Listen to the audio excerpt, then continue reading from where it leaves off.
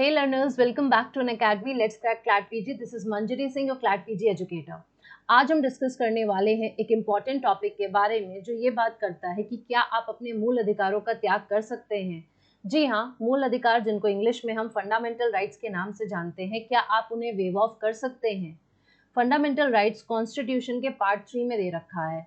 Article 12 से लेकर article 35 तक के जो आर्टिकल्स हैं पूरे आपके, वो फंडामेंटल राइट्स से डील करते हैं। ये एक बहुत ही important part of the constitution है, आप सबको ये पता है, जो कि हमें मिला हुआ है, जो कॉन्स्टिट्यूशन हमें देता है स्टेट के अगेंस्ट।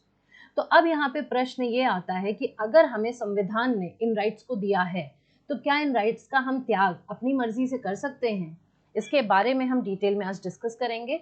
बिफोर दैट 14 सितंबर से अनअकैडमी क्रैश कोर्स बैच अपना लॉन्च कर चुका है। अगर आपने डिटेल वाले बैच में एडमिशन नहीं लिया था, आप लेट हो गए थे, तो आपको परेशान होने की ज़रूरत नहीं है। हम क्रैश कोर्स लेके आ चुके हैं। आने वाले 3 दिसंबर 2024 को आपको क्लैट पीजी का आपका एग्जाम होने वाला है, जिसके लिए आपकी प्रिपरेशन पूरी हम कंप्लीट कराएंगे। मैं यहाँ पर कॉन्स्टिट्यूशनल लॉ लेती हूँ। ट्यूसडे और थर्सडे को शाम को 4 बजे आपकी क्लासेस इसकी होंगी। अगर अभी तक एनरोल नहीं किया है और बिल्कुल करने में इंटरेस्टेड हो तो don't forget to use my code MSING10। इसको यूज़ करके आपको मैक्सिमम डिस्काउंट मिल जाएगा। और अगर आपने 16 सितंबर से पहले कर लिया या 16 सितंबर एंड होने तक आप करते हो तो आपको 20% ऑफ मिलेगा, क्योंकि अनअकैडमी के सारे सब्सक्रिप्शंस पर इस टाइम 20% ऑफ चल रहा है। तो आप अपना मनचाहा प्लान परचेज कर सकते हो by using my referral code MSING10। तो बिल्कुल भी देरी मत करना, क्योंकि ये ऑफर हमेशा वैलिड नहीं रहते हैं। तो फटाफट से ये कोड यूज करके एनरोल कर लो। ऑल्सो अगर सिर्फ और सिर्फ कॉन्स्टिट्यूशनल लॉ पढ़ना आप चाहते हैं तो मैं ये वाला कोर्स लेती हूँ, एंड आप इसमें कॉम्प्रिहेंसिव कॉन्स्टिट्यूशनल लॉ का अपना सिलेबस कवर कर सकते हैं for any of the exam जिसमें कॉन्स्टिट्यूशनल लॉ पूछा जाता है। ये कोर्स आपका अनअकैडमी स्टोर्स पर अवेलेबल है for 15,999 and if you use my code MSING10 तो आपको एडिशनल डिस्काउंट इस पर मिल जाएगा। ऑल्सो अगर सिर्फ और सिर्फ आप मॉक टेस्ट सीरीज लेने में इंटरेस्टेड हो तो 1600 में आपको 20 फुल लेंथ मॉक टेस्ट मिलेंगे क्लैट पीजी के लिए। ये मॉक्स लाइव करवाए जाते हैं हर वीकेंड पर। But if you purchase our any of the batch तो आपको mock test series free of cost मिलेगी। उसके लिए आपको कोई भी पेमेंट नहीं करना है। ऑल्सो अगर आप इसको अलग से परचेज करते हो 1600 में तो फिर आप ये MSING10 ये कोड यूज़ करोगे तो आपको एडिशनल डिस्काउंट 1600 पे मिल जाएगा। अनअकैडमी पे मैं फ्री स्पेशल क्लासेस भी लेती हूँ। ये लाइव क्लासेस होती हैं। मैं वेरियस इंपॉर्टेंट टॉपिक्स इसमें डिस्कस करती हूँ आपके आने वाले एग्जाम से रिलेटेड। जैसे कि क्लैट पीजी का एग्जाम इज जजमेंट ओरिएंटेड, तो इस टाइम पे मैं जजमेंट्स रिलेटेड सीरीज चला रही हूँ इस पर। आप इसको ज्वाइन कर सकते हो। हर ट्यूसडे और थर्सडे को शाम को 6:30 बजे क्लासेस होती हैं। और अभी अगर आप नए हो, आपको इसके बारे में नहीं मालूम था, तो आप QR कोड को स्कैन करके जाके चेक कर सकते हो। आपको प्रीवियस रिकॉर्डेड लेक्चर्स भी मिल जाएंगे। फर्दर अभी तक अगर टेलीग्राम चैनल ज्वाइन हमारा नहीं किया है तो फटाफट से इस QR कोड को स्कैन करो और इस टेलीग्राम चैनल को ज्वाइन कर लो। आपको सारी अपडेट्स इस पर मिलती रहेंगी। अब मैं बात करती हूँ आज के टॉपिक के बारे में। जब मैंने स्टार्टिंग में बोला क्या हम अपने मूल अधिकारों का त्याग कर सकते हैं, यानी कि क्या हम अपने फंडामेंटल राइट्स को वेव कर सकते हैं, तो आखिर वेव ऑफ का मतलब क्या होता है। वेव ऑफ का मतलब होता है अबैंडन करना, परित्याग करना। ठीक है, वॉलेंटरली हम जब किसी चीज का रिलिंक्विश करते हैं तो उसको हम वेव ऑफ कहते हैं। अब इसी के बेसिस पर एक डॉक्ट्रिन ऑफ वेवर कहलाती है जो आपको बताती है कि आप इसके चलते क्या कर सकते हैं। तो डॉक्ट्रिन ऑफ वेवर ये कहता है कि पर्सन अपनी राइट को सेट असाइड कर सकता है अगर वो चाहे। अगर वो अपनी किसी भी राइट का परित्याग करना चाहता है तो वो डॉक्ट्रिन ऑफ वेवर के चलते उसको सेट असाइड कर सकता है। लेकिन यहाँ पर वो सिर्फ और सिर्फ अपनी इंडिविजुअल राइट्स का वेव ऑफ कर सकता है। वो ऐसी राइट्स का वेव ऑफ नहीं करेगा जो इन जनरल पब्लिक को मिली हुई है। अब यहाँ पर बात आती है कि क्या कोई ऐसी कंट्री है जो अपने फंडामेंटल राइट्स को वेव ऑफ करने के लिए देती है राइट। तो जी हाँ, USA में आप अपने फंडामेंटल राइट्स को वेव ऑफ कर सकते हैं। और ये एक केस था बॉयकिन वर्सेस अलाबामा। बॉयकिन वर्सेस अलाबामा, जिस केस में कहा गया था कि फंडामेंटल राइट्स को वेव ऑफ किया जा सकता है। अच्छा, डिस्कस करने से पहले कि इंडिया में क्या स्टेटस है, हम देख लेते हैं आखिर सेलिएंट फीचर्स क्या होते हैं अगर आप वेव ऑफ करना चाहते हो। तो वेव ऑफ करने के लिए सबसे पहले तो इंटेंशन जरूरी होता है। आप सबको मालूम है अगर आप लॉ के स्टूडेंट हो कि इंटेंशन क्या होता है। इंटेंशन है जो हमारे दिमाग में चल रहा है, हम किसी भी चीज को लेके अपना पॉइंट ऑफ व्यू क्या रख रहे हैं, दैट इज समथिंग यहाँ पर जो मैटर कर रहा है। आप अपनी वेव ऑफ राइट जो कर रहे हो, ऐसा तो नहीं है कि आपको उसके बारे में मालूम ही नहीं है। यहाँ पर मायने रखता है कि आपका इंटेंशन होना चाहिए उस राइट को वेव ऑफ करने का।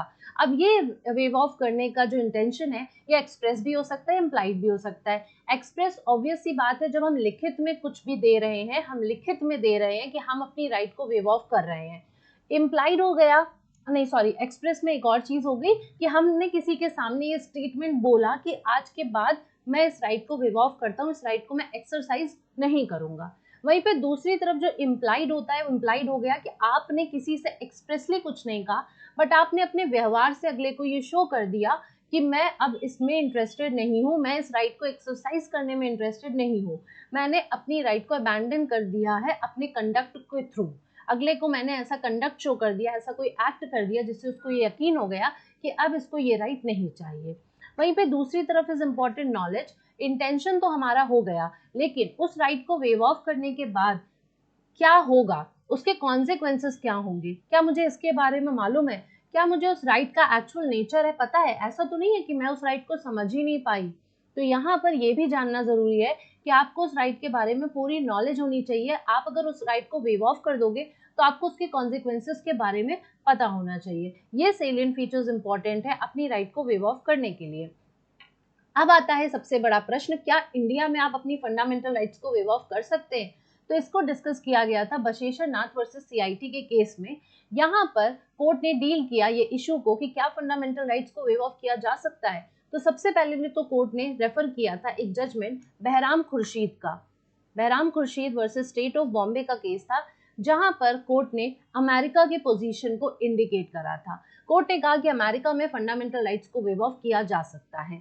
उस तरफ नजर दौड़ाते हुए कोर्ट ने कहा, थोड़ा एड ऑन करते हुए, कि ठीक है, फंडामेंटल राइट्स को वेव ऑफ हम तब करवा सकते हैं जब वो एक पर्टिकुलर इंडिविजुअल के बेनिफिट के लिए है। बट कोर्ट ने बहराम के केस में ये कहा कि फंडामेंटल राइट्स इंडिविजुअल के बेनिफिट के लिए हैं अगर, तो उसको वेव ऑफ किया जा सकता है। लेकिन अगर वो सोसाइटी के इंटरेस्ट में सर्व करी जा रही है तो उसको वेव ऑफ नहीं किया जा सकता। आप सबको पता है कि हमारे यहाँ जो fundamental rights part 3 of the constitution में दे रखी है, वो इंटरेस्ट ऑफ सोसाइटी को सर्व करने के लिए। आपको ऑलरेडी ये बात मालूम होगी कि आर्टिकल 14, आर्टिकल 19, आर्टिकल 21 जैसे आर्टिकल जो हैं, या आर्टिकल 32 को आप ले लीजिए, ये आगे आते हैं सोसाइटी का इंटरेस्ट सर्व करने के लिए। इसी के चलते इनका कितना वाइडेस्ट इंटरप्रिटेशन हम आए दिन देखने को हमें मिलता है।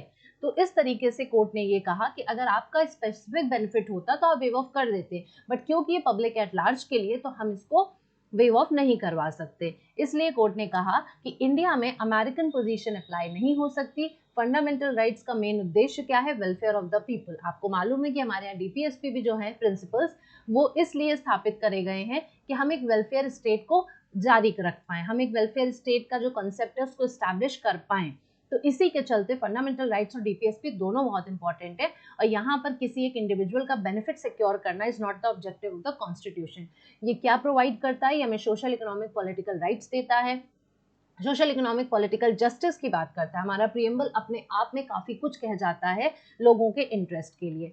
तो इस तरीके से क्या स्टेटस फाइनली कंक्लूड हुआ कि आप अगर इंडिया में हो तो you can not wave of your fundamental rights. क्यों? क्योंकि जाने अनजाने में हम कह सकते हैं ये बात, लेकिन हमको ये भी पता होना चाहिए कि हमारे फंडामेंटल राइट्स जो हैं, जो मूल अधिकार है, वो हमारे लिए कितने इंपॉर्टेंट है। वो हमें जीने का अधिकार देते हैं, वो हमें इक्वालिटी, सबके बराबर आने का अधिकार देते हैं, वो हमें समाज में फ्री बोलने का अधिकार देते हैं, असेंबल पीसफुली होने का अधिकार हमारे पास है। साथ ही साथ अगर स्टेट हमारे साथ कुछ गलत करता है तो हम अपने न्यायालय में जाकर उसके अगेंस्ट केस भी फाइल कर सकते हैं। तो अगर आप अपने ये राइट वेव ऑफ करने को सोचते भी हो तो सीधी सी बात है, आप अपना बहुत भारी नुकसान कर रहे हैं, क्योंकि संविधान जो है वो मूलभूत है हमारे लिए, हमारे एग्जिस्टेंस के लिए। That is very much important for us. और इसीलिए कोर्ट ने साफ साफ इस केस में, बशेश्वर नाथ के केस में कह दिया कि आप अपने फंडामेंटल राइट्स को वेव ऑफ नहीं कर सकते अगर आप इंडिया में हैं। That's it for today. I hope ये आपके लिए बहुत ही इंफॉर्मेटिव सेशन रहा होगा। अगर पसंद आया होगा तो लाइक ज़रूर करना, फ्रेंड्स के साथ शेयर करना मत भूलना, एंड अगर अभी तक सब्सक्राइब नहीं किया तो फटाफट से सब्सक्राइब कर दो। Thank you so much.